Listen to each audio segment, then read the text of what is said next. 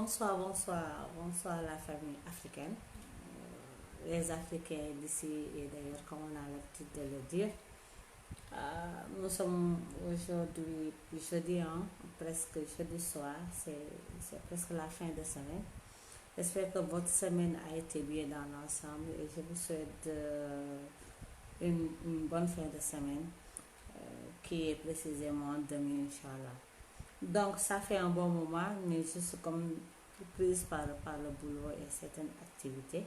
Donc, ce soir, le live va se porter sur les présidentielles de 2024. Nous ne sommes pas sans savoir que les échéances sont pour février, plus précisément pour le 25 février 2024. Et tous les regards sont axés ou bien sont portés sur le Sénégal, vu que depuis 2 ans, nous avons une vie politique très mouvementée qui n'a pas échappé à l'opinion nationale comme l'opinion internationale. On dit que toutes les yeux sont rivés vers le Sénégal. Comment est-ce que, comme nous le connaissons avec notre tradition de démocratie, que ces échéances vont se faire comme d'habitude dans la paix, dans la transparence et dans la quiétude. Et que ce sera des élections comme on a l'habitude de le voir, sans équivoque, sans rien. C'est ce que nous souhaitons pour le Sénégal et pour l'Afrique. Donc, nous sommes au niveau de la pré-campagne, comme on a l'habitude de le dire. Et je pense qu'on a vu ce qui s'est passé. On n'a jamais vu tant de candidats au Sénégal. On nous parle de 226, 236, les nombres varient. À peu près plus de 200 candidatures de manière officielle. Candidats à la candidature, pas officielle, mais candidats à la candidature. Des listes de candidats qui ont été vraiment déclarés avec cette récupération de fiches de parrainage. La question qui se pose, c'est qu'est-ce qui se passe au Sénégal pour que nous sommes à ce niveau-là? À combien on nous parle de plus de 200 candidatures? Moi, je dis c'est de l'euphorie. C'est le choc des ambitions qui se matérialisent ainsi, ou bien qu'est-ce qui se passe exactement? Nous ne pouvons pas oublier qu'on a connu un débat qui a été posé toutes ces années. Même, on a essayé de faire une campagne internationale contre ça, c'est le parrainage. Le parrainage que nous avons, où la majorité, beaucoup de Sénégalais et d'hommes et de femmes de droit et de conditions ont pensé que c'était un filtre. Et on peut même ne pas, il y a aucun, quand on voit ce qui se passe, quand on voit les élections qui ont précédé, on a dénoncé ce parrainage-là comme étant un filtre, que dans un pays de droit, dans un pays démocratique, chaque Sénégalais qui remplit les critères a le droit de concourir au suffrage universel des Sénégalais pour occuper la magistrature suprême. Malheureusement, le vrai combat qui devait se faire n'a pas pu se faire. Même si la CEDEAO, si je ne me trompe, avait dit que c'était cette loi-là qui fait que le parrainage soit une condition, c'était antidémocratique, que ça allait à l'encontre des droits de participation de tous Sénégalais à des élections libres et transparentes. Mais le vrai combat qui devait se poser n'a pas pu se faire. Que les Sénégalais qui sont les premiers interpellés, surtout les hommes politiques d'habitude, quand on parle des hommes politiques, c'est les acteurs politiques de l'opposition aussi, plus précisément pour les pointer du doigt. C'était à eux de mener ce combat-là. Ça devait être un combat politique mené par les hommes politiques et les femmes politiques à se défaire de ce parrainage-là, parce qu'on pensait que c'était antidémocratique et c'était une décision liberticide qui pouvait empêcher à des Sénégalais de participer librement à des élections de tous genres. Mais Quand on voit cette floraison de candidats à la candidature, quand on nous dit que 200, plus de 200, certains disent 206, 226, et même certains parlent de 236 hier, ont récupéré des fiches de parrainage, on se pose la question, est-ce que cet état de fait ne justifierait pas le fait que le président Macky Sall a instauré ce parrainage-là et malgré tout ce qui a été dit, a été conservé.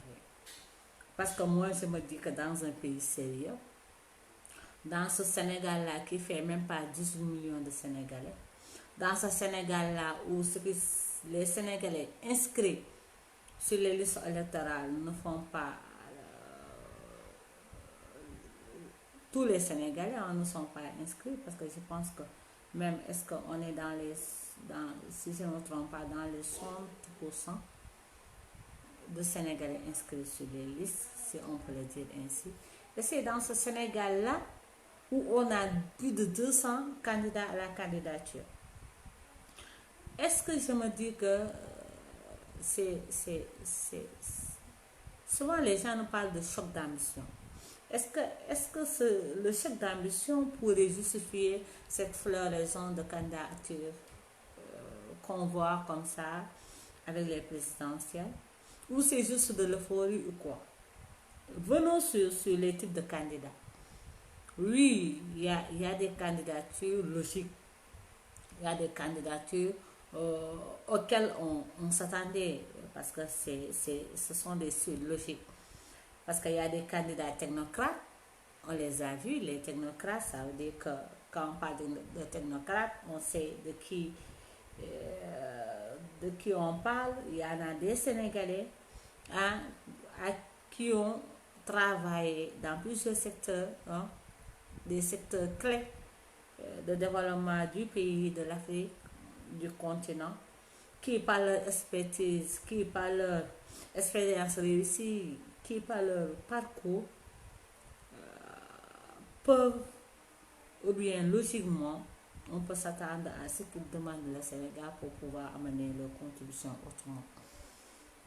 Il y a des politiques comme on les connaît, parce que je pense que le but premier d'une organisation politique, c'est de conquérir le pouvoir. Donc c'est normal qu'on attende des partis politiques ou des coalitions politiques, des candidatures à la présidentielle, parce que c'est normal, c'est le but de toute organisation politique, conquérir le pouvoir.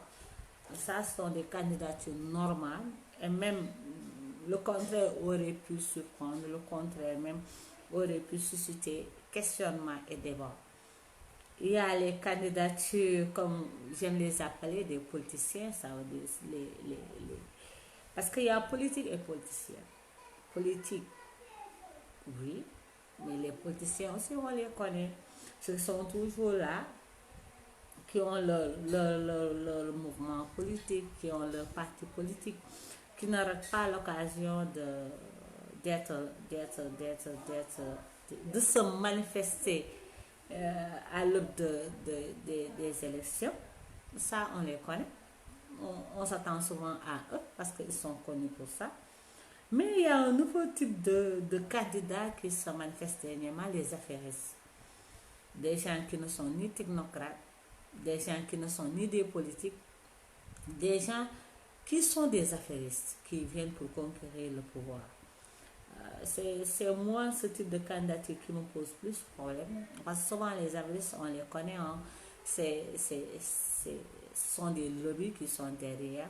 Ce sont des affaires, comme tout bon affairiste. Il y a des intérêts qui sont là, il y a des deals, il y a des choses qui se passent. On se plaignait de ce type de candidature, les affairistes qu'on voit de plus en plus, c'est des présidentiables qui veulent conquérir la magistrature suprême. Mais il y a maintenant des aventuriers. Moi, je me pose même la question d'où ils viennent, des gens qui se lèvent un bon matin, qui se disent qu'ils peuvent être présidents de la République du Sénégal. Moi, je me dis dans quelle époque nous sommes. Quand on sait c'est quoi être président de la République, quand on connaît les prérogatives de cette posture-là, quand on sait ce que cela demande comme responsabilité, comme, comme ce que ça incarne comme espoir et tous les problèmes à résoudre, tout ce qu'il faut faire, tous les défis et challenges à relever, je me dis parfois, est-ce que les gens qui, les aventuriers là, ils respectent le Sénégal? Parce que nous avons tellement de défis et de challenges à relever. Nous avons tellement de choses à faire pour ce Sénégal-là.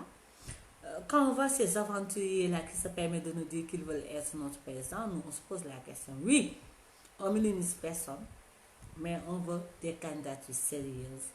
On veut plus de respect envers les Sénégalais. On veut que ces candidatures soient réfléchies. Parce que quand on parle des locales, on comprend, c'est une commune. Quand on parle de législative, ça, on comprend, tu es missionnaire de ton peuple. Mais quand on parle de président, ça, c'est beaucoup plus important et c'est une lourde responsabilité qu'on ne peut pas attribuer à tout un chacun. Moi, j'ai l'habitude de dire, hein, pour chaque génération, pour une génération, il y a un homme choisi parce qu'il y a un aspect divin dans le fait d'être président. C'est pas n'importe qui sera président. Il y a toujours la main divine dedans. Que c'est un choix divin avant d'être le choix des hommes.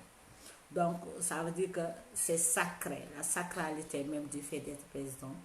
Que pour toute une génération, il y a quelqu'un qui est choisi pour ce rôle-là.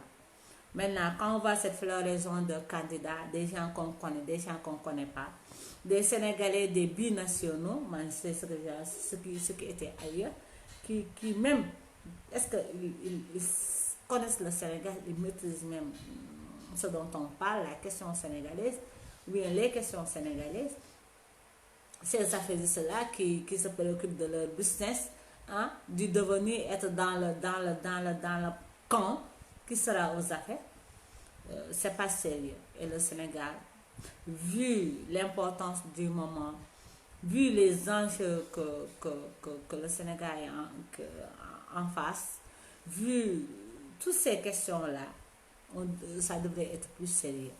Et n'oublions pas le contexte. Nous sommes dans un contexte où le Sénégal est agité depuis 2 ans. Une crise politique qui est là, qu'on vit comme jamais le Sénégal n'en a connu. On vit ça. Les inquiétudes sont là. On cherche des solutions. Les hommes politiques, on dirait que nous ne sommes pas à la hauteur de régler ce problème-là depuis 2 ans, qui commence à prendre qui a même pris des proportions inquiétantes. Et celui qui devra être le prochain président du Sénégal a la responsabilité d'apaiser ces situations, ce climat social qu'on n'a jamais connu au Sénégal, une déchirure du tissu social, la cohésion qui faisait le Sénégal qui est en train de subir des tâches. Quand on parle de contexte, il y a la crise économique qui est là depuis le corona. On a vécu le corona, après le corona, il y avait la crise économique qui a suivi, après il y a la guerre russo-ukrainienne qui a suivi avec toutes les inflations qu'on vit, les prix qui ne cessent de monter, il n'y a qu'une solution qui est pour le moment là. Le gaz, l'électricité, les denrées de première nécessité, tout produit, on connaît une hausse, alors que le pouvoir d'achat sénégalais n'a pas bougé, que les salaires sénégalais n'ont pas bougé, que même pour avoir un salaire, il faut avoir un emploi. L'emploi pose problème, un emploi digne et décent. C'est dans ce Sénégal-là où on a une crise économique, une crise politique, une crise sociale, que des aventuriers, des affairistes se permettent de venir nous dire qu'ils sont candidats. Ça veut dire que même l'enjeu du moment n'est pas pris en compte. Le sérieux que ça demande n'est pas pris en compte. Certes, on respecte tous les Sénégalais. On respecte l'ambition de tous Sénégalais. On respecte aussi le fait que tout Sénégalais doit pouvoir lever la main et dire que je veux être présent. Ça, c'est, on peut pas ne pas l'accepter. C'est même acceptable. Mais avec le contexte, on ne veut plus de sérieux. Et même quand on parle de président, on parle de programme. Parce qu'on a l'habitude de dire que des élections présidentielles, c'est un rendez-vous avec un homme et son peuple. C'est un rendez-vous avec un homme et son peuple. Ça veut dire quoi? Que c'est un homme qui est élu, mais quel homme? Quelqu'un qui a un programme de société, quelqu'un qui a un projet de société, quelqu'un qui a des solutions pour chaque aspect du pays, dans chaque domaine, a quelque chose à proposer. C'est un homme qui a un but ou bien des buts. C'est un homme ou une femme, homme avec accent, parce qu'il y a aussi la gente féminine.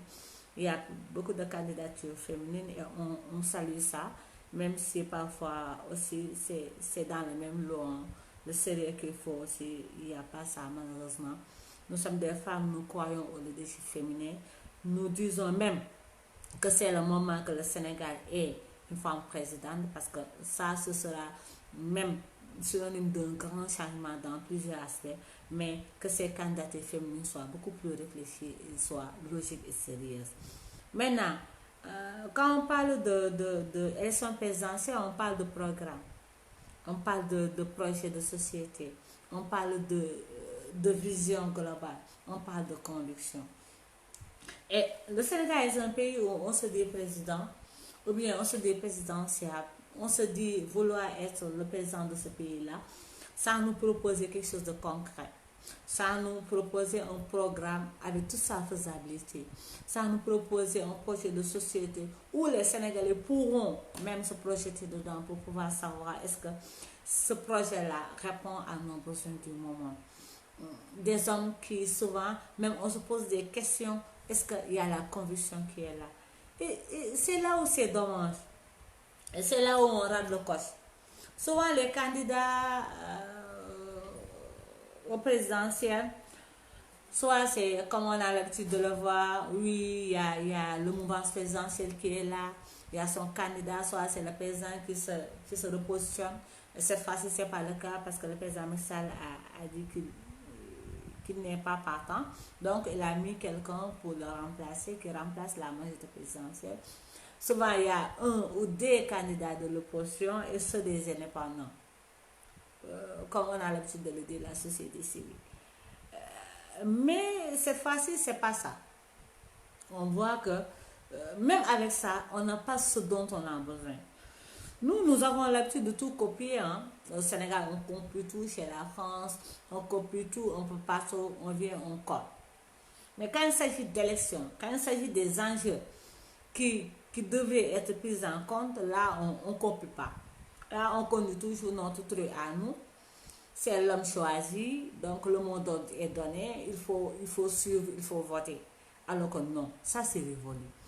Ou bien on nous dit que c'est un parent, donc on doit voter pour lui parce qu'on est de la même. Non, ces questions-là sont révolues. On est dans un contexte où, quand on voit ce qui se passe au Sénégal, cette ceinture de feu qui est autour de nous, quand on voit l'enjeu géographique et sécuritaire que représente le Sénégal, quand on sait la question de subsaharienne, le Sahel, la zone ouest africaine, si on connaît l'enjeu que le Sénégal représente, ça veut dire que même celui qui devrait incarner la présidence de la République aura une vision déjà sénégalaise, mais africaine et mondiale. Parce que nous sommes dans un monde où tout ce qui se passe ailleurs nous impacte directement.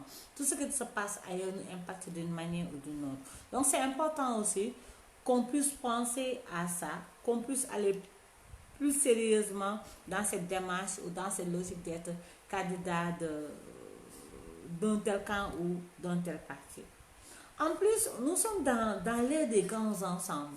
Nous sommes dans l'ère des coalitions et tout, mais n'empêche, on a plus de 200 candidats à la candidature qui sont là devant nous, alors que c'était le moment que ceux qui ont les mêmes des visions proches soient ensemble, ceux qui ont les mêmes convictions soient ensemble, ceux qui ont le même... Parce qu'on peut avoir peut-être le même projet de société, mais on peut avoir beaucoup de points en commun de similitude qui feraient que c'était le moment de... Avant même le fait d'aller au parrainage, ces grands ensembles devaient être définis. Mais pour parler de l'aspect affairiste et de lobby, non, chacun va aller chercher, après on va marchander, après il y a les quotas qui vont sortir. Et c'est la même pratique malsaine de la politique sénégalaise qui va continuer avec ce qu'on voit là. quand on parle de parrainage, là aussi, moi, je me dis que oui, même si c'est antidémocratique d'une manière, moi, je me dis que c'est une manière de montrer sa représentativité. Quand on te dit que, surtout maintenant avec le type de parrainage qu'on a, l'optionnel, soit on prend le parrainage citoyen, soit on choisit celui des élus. Il y a, avec les élus, si je ne me trompe, on parle de 13 députés, 120 maires ou présidents de conseil départemental. Si c'est le parrainage citoyen, c'est 0,6%. Je pense que le calcul fera dans les 44 000 parrains dans 6 régions du Sénégal. Donc, je pense qu'il n'y a pas plus raisonnable que ça de montrer sa représentativité. Et si les candidatures étaient logiques, si les candidatures étaient réfléchies, si les candidatures étaient des candidatures bien fondées, je pense que même le principe là, ça n'aurait pas posé problème. Un. Deux, on nous parle de qu'il y a un problème avec le parrainage, qu'on a vu que les Sénégalais ne parrainent pas. Au lieu de se poser la question du pourquoi les Sénégalais ne parrainent pas, ou bien même on a parlé du fait de vendre son parrainage, qui est un acte vraiment inacceptable, mais on se pose la question pourquoi les Sénégalais ne parrainent pas. Ça même, ça devrait susciter le débat. Certains disent oui parce qu'il y a un candidat qui n'est pas partant pour le moment et c'est à cause de ça que le parrainage est bloqué. Non. Il faut qu'on soit plus sérieux que ça. Posons-nous réellement les vraies questions. Qu'est-ce qui fait que les Sénégalais ne parrainent pas? Ça veut dire qu'il y a un problème avec les candidats. Ça veut dire qu'il y a un problème même avec les candidats à la candidature, qu'il faut qu'ils se reposent eux-mêmes, qu'ils se remettent en cause, qu'ils se remettent en question pour savoir le pourquoi il y a un blocage avec le parrainage. Le parrainage, je pense que c'est quelque chose de convaincant. Comment on peut parrainer une personne sans connaître son programme? Comment on peut parrainer une personne sans connaître quelle est sa vision politique de l'agriculture, de la santé, de l'éducation, de l'économie, de l'industrialisation, de la pêche, des ressources minières, du pétrole, du gaz, vu que le Sénégal est maintenant... comment on peut parrainer quelqu'un sans avoir une vision globale de son programme, de son projet de société? C'est les vraies questions à poser. Avant de parrainer, il faut savoir où va cette personne-là. Avant de parrainer, il faut savoir quelles sont ses propositions dans chaque domaine. Qu'est-ce qu'il propose aux Sénégalais pour que tu puisses savoir, ah, cette personne-là mérite vraiment mon appui, donc je parraine. Ou bien, tu lui dis que non, ce que tu me proposes là n'est pas convaincant, donc je ne vais pas te parrainer, désolé. C'était ça la question. C'était à ce moment-là, dans ces périodes-là, c'était les débats programmatiques qui devaient primer. Mais au Sénégal, on a l'habitude de dire non, si je fais sortir mon programme, on va plagier ça, on va copier-coller. Non. Moi, je me dis que c'est juste des prétextes pour ne pas aller dans le débat de fond. Parce que souvent, on nous dit oui, ce sera pendant la campagne qu'on va parler de programme. Mais ce qu'on voit dans les campagnes là, ce n'est pas de programme. Ce sont des promesses électorales souvent, mais il n'y a pas quelque chose de concret. La faisabilité n'est pas étalée. Et même le fait comment on appelle ça encore? Il y a la planification de tout ça là même échappe. Et vraiment, c'est dommage. C'est vraiment dommage. Et quand on voit les candidatures féminines souvent, quels sont les projets on ne veut pas du féminisme quoi dans les candidatures féminines. On veut que les candidatures féminines soient quelque chose qui est plus du leadership féminin. Que les femmes qui ont réussi en affaires, hein, qui ont fait du chemin en politique, qui ont eu à occuper certains postes de responsabilité, qui ont su intégrer les instances de décision, les femmes qui ont réussi en entrepreneuriat, qui ont été, ou bien les femmes qui ont montré dans un domaine donner leur expertise ou des compétences. C'est ce genre de candidature féminine dont on a besoin. On parle que quelqu'un soit candidat juste parce qu'on est femme, que les femmes vont supporter. Non, non. La sororité, oui, mais avec du leadership. La sororité, oui, mais avec les compétences. La sororité, oui, mais avec du travail bien fait. Qu'on ne fasse pas de l'amalgame. Parce qu'il y a trop d'amalgame avec les candidatures. Et malheureusement, à la fin, on va voir que beaucoup seront recalés. Et on pouvait éviter ça dès le départ en réfléchissant les candidatures, en formant des coalitions dès le départ, en allant avec le parrainage sous forme de coalition, serait beaucoup intéressant et beaucoup plus sérieux. Sinon, moi je me dis qu'actuellement, de quoi le Sénégal a besoin? Est-ce que, moi je me dis, est-ce que ceux qui veulent nous diriger se posent la question actuellement de quoi nous avons besoin? La République du Sénégal existe depuis 1960. On a eu 2 alternances. On a eu 4 régimes. Et maintenant, est-ce que le Sénégal veut toujours poursuivre dans cette dynamique d'alternance et de changement de régime sans qu'il y ait des réformes profondes?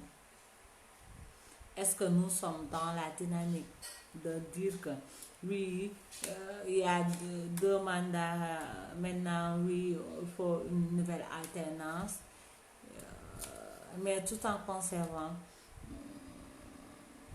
la même pratique de la politique sénégalaise? Est-ce qu'il n'est pas temps? Est-ce que le Sénégal aujourd'hui, ce dont on a besoin, c'est des ruptures profondes? Quand on parle de rupture, ce n'est pas juste des slogans. Quand on parle de rupture, ce n'est pas juste de crier oui, je vais faire, je vais faire. Non, non, mais on veut des réformes profondes dans l'administration, dans l'école sénégalaise, dans la santé, dans l'agriculture, dans tous les domaines. Le Sénégalais aujourd'hui a besoin qu'on opère des réformes profondes. Parce qu'on ne peut plus continuer comme ça. Le Sénégal est en face du mur. C'est compliqué, c'est difficile. Même vivre dans ce pays devient lourd. Est-ce que maintenant, le Sénégal a-t-il besoin de certaines choses? On veut rupture. Qui incarne cette rupture-là? On ne parle pas de rupture quand on parle d'anti-système. Oui, anti-système. Mais c'est quoi d'abord le système? C'est l'ensemble de toutes ces pratiques qui ont fait vivre le Sénégal jusqu'à aujourd'hui. Comment faire pour se départir de ces pratiques-là? Comment faire pour changer profondément l'architecture même de certaines choses? C'est de ça dont on a besoin. Que le Sénégalais lambda puisse sentir le changement au plus profond du Sénégal. Partout où on se trouvera, que le Sénégalais sache que, se rend compte, conscient qu'il y a un changement réel qui s'est opéré chaque jour. Mais qui? Quel profil pour incarner ce changement? Est-ce que c'est Amadou Ba qui incarne la logique de Macky Sall? Est-ce que c'est le candidat de l'opposition ou bien les candidats de l'opposition qui font toujours partie du système? Ou bien ce sont les non-alignés, ceux dont les indépendants qui ne s'identifient ni pouvoir ni opposition? Ce sont les affairistes, ce sont qui? Moi, c'est la question que je me pose. Le Sénégal a besoin de réformes profondes. Le Sénégal a besoin d'un changement profond. Mais qui? Quel est le profil dont on a besoin actuellement? Moi, je me dis que le débat devait se poser là-bas. Même pour parrainer, quel profil je vais parrainer? Est-ce que les showman? Est-ce que ceux qui font du buzz? Est-ce que les gens qui ont vraiment un background assez important? Ou bien ceux qui ont déjà réussi en affaires, ou bien ceux qui ont déjà réussi en administration, ou bien ceux qui ont déjà réussi en politique publique, ou ceux qui ont déjà réussi. C'est ça la vraie question. La vraie question, c'est aujourd'hui, quel profil dont on a besoin? C'est dans ce sens-là que nous devons réfléchir. Quel profil répondrait aux besoins actuels du Sénégal actuellement? Parce que je pense que quand on se dit être président, il n'y a pas plus noble, il n'y a pas plus noble que d'être le président d'un pays.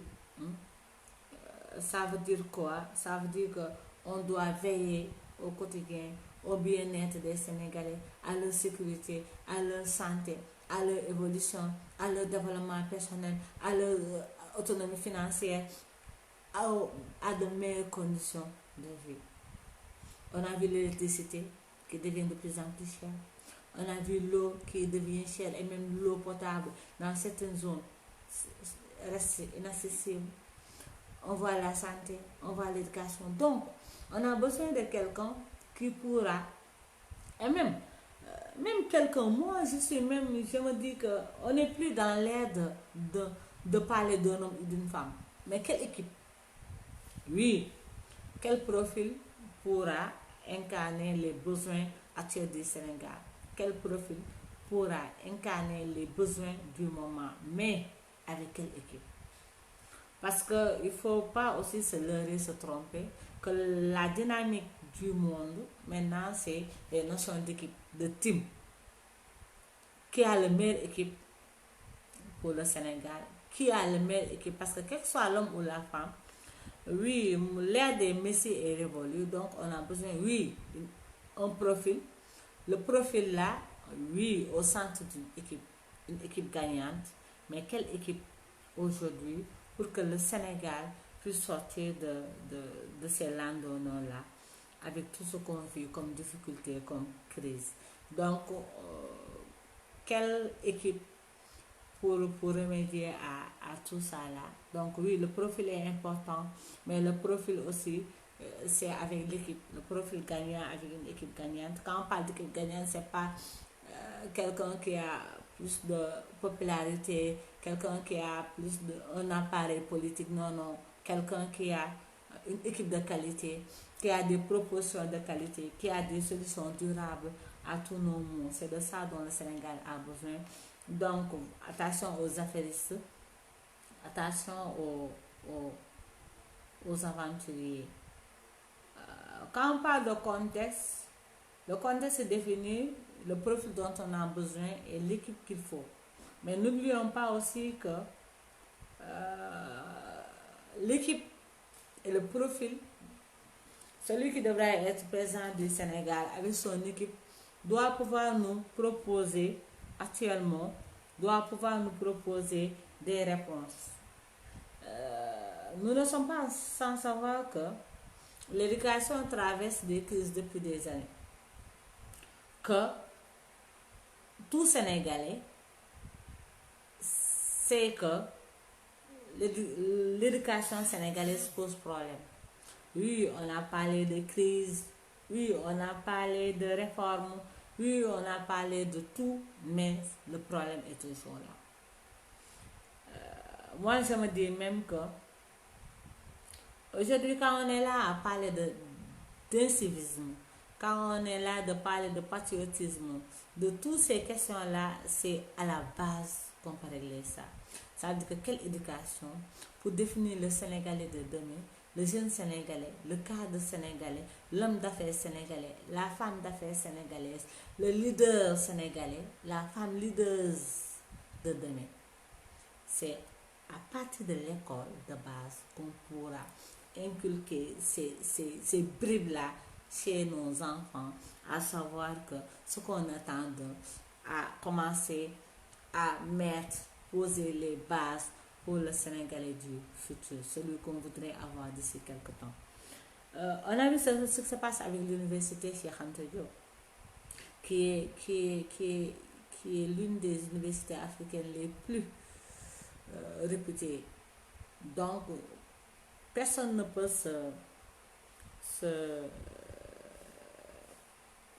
on ne peut que s'indigner. On ne peut que s'indigner de la situation. Et ça ne s'est jamais produit parce que les étudiants étaient formés. Parce que même si l'incident est une incidence qui s'est passée dans un contexte où c'était politique, on peut le dire comme ça. Parce qu'avant, il n'y avait pas ça. Pourquoi avant, les étudiants faisaient de la politique, mais n'ont jamais arrivé à cet extrême-là? Donc il faut se poser la question. Oui, il faut identifier les acteurs. Oui, il faut situer les responsabilités de tous bords que ce soit. Mais c'est pas une raison, c'est pas une excuse de fermer l'université. Parce que ce serait injuste et serait aussi marginal par rapport à ceux qui n'ont rien fait.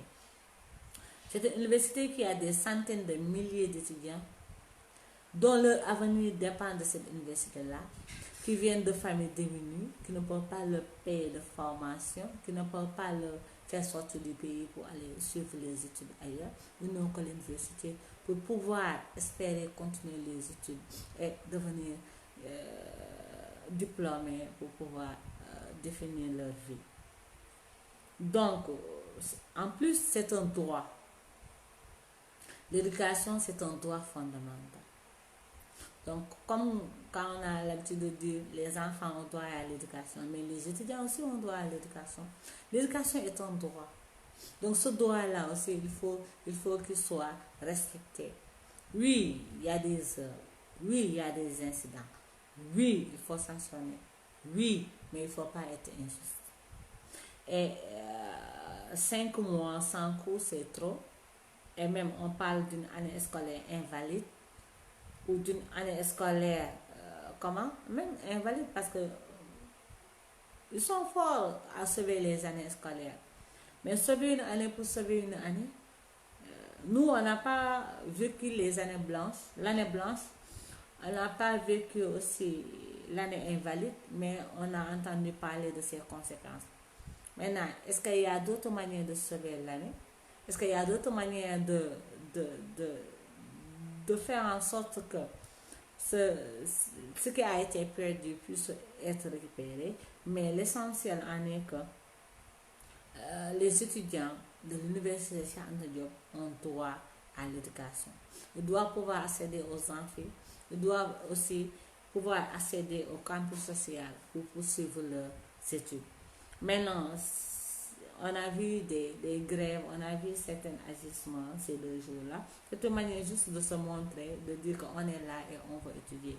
Donc la tutelle prenne ses responsabilités. Aussi les syndicats d'enseignants, on les voit, on les entend que quand il y a c'est des problèmes de comment on appelle le truc là, hein, le plateforme revendicative là. Mais maintenant, c'est le sort des étudiants qui est en jeu. Donc, c'est le moment pour eux aussi de remplir leur rôle d'enseignant en tant qu'acteur social, en tant qu'enseignant, en tant qu'aussi acteur de l'éducation de manière globale. Mais on ne peut pas aussi parler de profil d'hommes d'équipe pour ces présidentielles-là sans parler de la santé. Nous sommes dans un pays où se soigner est devenu très très compliqué. Les gens tombent malades, mais les gens ont du mal à se soigner. Nous sommes en mois d'octobre, hein, et donc aujourd'hui c'est le 26. On est toujours dans le mois consacré à la lutte contre le cancer, octobre rose comme on a l'habitude de le dire. On voit que beaucoup de femmes en profitent pour faire le dépistage, mammographie, frottis, tout ce qui va avec pour en profiter. Quand on voit le nombre de cancers par année, quand on voit comment ça s'accentue, c'est même un problème de santé publique, on ose le dire. Souvent on parle juste du cancer du sein, mais le cancer du col de l'utérus est en train de faire des ravages. Le cancer du côlon, le cancer du foie. Donc il est temps que tous ces cancers-là puissent être pris en charge normalement. Parce que le cancer est une maladie coûteuse, très coûteuse. Et la majorité des Sénégalais qui sont malades n'ont pas les moyens. Les familles aussi n'ont pas les moyens, alors que c'est coûteux. Malgré que l'État a subventionné, ça reste lourd et difficile pour beaucoup. C'est dans ce Sénégal-là, en 2023, où on entend assez souvent que des femmes meurent en couche. C'est dans ce Sénégal-là, de 2022-2023, qu'on entend encore que des femmes sénégalaises meurent en donnant la vie. Jusqu'à présent, moi, je me dis comment c'est possible que jusqu'à présent, des femmes meurent en donnant la vie. On parle de complications, on nous dit d'hémorragie. Quelles que soient les raisons, c'est inacceptable au XXe siècle, dans un pays comme le Sénégal, que des femmes meurent en couche. Donc, le nouveau président à venir, l'équipe présidentielle à venir, ceux qui sont des candidats à la candidature, ceux qui passeront le cap du parrainage, il faut qu'ils nous donnent des propositions sur le cancer, sur la prise en charge des femmes en état, sur le suivi, sur tout ce qui va avec. L'insuffisance rénale est en train de faire des ravages. Et n'oublions pas les maladies incurables, comme le drépano, le sida, et même maintenant, il y a des évolutions sur ça, mais le drépano, le cancer, l'insuffisance rénale, il faut que l'État, ou bien le prochain, les candidats puissent nous donner des propositions assez convaincantes. Un plateau médical. Le plateau médical reste à désirer. La vétusté de certains postes de santé et de certains hôpitaux pose problème. Donc, il faut des solutions à tout ça. On veut vous entendre, mais par rapport à ça, la formation professionnelle. On est là à parler de chômage, de sans-emploi, mais on a un problème de formation réelle, de qualification, Et tout le monde n'a pas le moyen de... la formation maintenant devient chère, coûte cher. Donc, il faut aussi que nos candidats nous proposent des solutions ou des alternatives aux situations actuelles. L'emploi, le chômage qui devient de plus en plus endémique en milieu urbain comme en milieu rural. Ça aussi, il faut des solutions. Parce que l'emploi pose problème dans ce pays. Quand on parle de précarité, quand on parle de pouvoir d'achat faible, quand on parle de tous ces problèmes-là, que la crise sociale-là, c'est la crise économique qui est à la base. Il y a trop de violence avec les prix. Parce que quand tu as un pouvoir d'achat faible, ou bien quand même tu n'as pas d'emploi, comment on peut vivre décemment? Le chômage, le sans-emploi, l'exploitation des travailleurs, hein? L'entrepreneuriat qui est devenu une alternative à l'emploi, l'économie, l'agriculture, l'industrialisation. Donc, à tous ces domaines-là, on attend que ces candidats-là puissent nous proposer des choses concrètes. C'est de ça qu'il s'agit, mais pas de remplir son CV, hein, de se dire que j'ai été présidentiable, ou bien de lever la main pour que quelqu'un d'autre vous dise, ah, vous tendez la main pour, comme ils ont l'habitude de le faire, hein, dans les deals, les quotas, hein, chacun aura sa part des choses. Donc, c'est pas de ça dont il s'agit. Que ça soit beaucoup plus réfléchi, que ça soit beaucoup plus sérieux. Donc, c'était ça mon live de ce soir. Donc, c'était ça que je voulais partager par rapport aux élections présidentielles. Ça fait mal au cœur de voir plus de 200 candidats à la candidature. Hein? Alors que souvent, on sait que ce qui se passe derrière. On veut des Sénégalais et des Sénégalaises qui nous respectent. Des Sénégalais et des Sénégalaises qui viennent vers nous avec une offre sérieuse, un projet de société réfléchi, des réformes profondes, des solutions durables à tous les maux du Sénégal, même si on sait que Dieu seul peut résoudre les solutions, mais si on s'y met, on peut y arriver. Et le temps d'un Messie est révolu. Il faut des équipes. Il faut des équipes de qualité pour pouvoir arriver à bout de tout ça là. Donc c'était ça le partage de ce soir. Sur ce, je vous dis bonne soirée. Et je vous dis aussi bonne fin de semaine. Juma Mubarak, comme on a l'habitude de le dire. Yàlla sàmm Sénégal, yàlla defal nu jàmm, yàlla defal nu sutura. Que tous ces peurs-là qui nous animent, yàlla suturaal na ba Sénégal mucc si, que la raison nous accompagne, que la sérénité nous accompagne, mais que l'amour de la patrie et l'amour du Sénégal prime. C'était ça. Donc, jàmm ak jàmm et bye bye à la prochaine.